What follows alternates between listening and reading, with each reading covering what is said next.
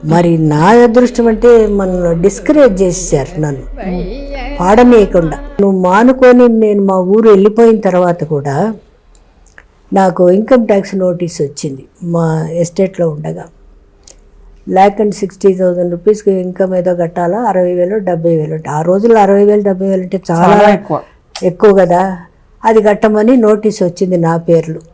అంతే కోపం వచ్చింది. ఎందుకు వాడు ఆ నోటీసులు పంపిస్తాడా, నువ్వు పోయి పాడడం, ఎవరు పాడమన్నారు నిన్ను, నీకు ఎందుకు వచ్చిన కర్మ ఇది, మనకెందుకు ఈ నోటీసులు, ఇవన్నీ అవసరమా, దేనికి రావాలి ఇవన్నీ, దీన్ని ఏం చేస్తావు ఇప్పుడు అని అన్నారు. ఏం అక్కర్లేదు, నన్ను మెడ్రాస్ పంపించండి, నేను మాట్లాడి వస్తానన్న. పంపించారు.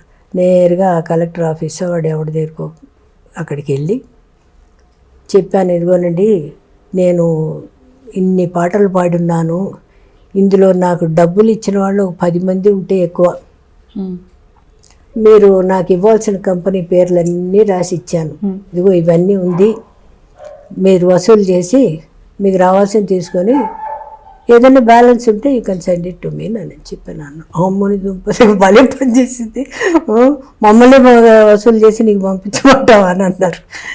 నవ్వుకొని చించగడ పడేసాడు ఆయన కాగితం, ఏమొద్దు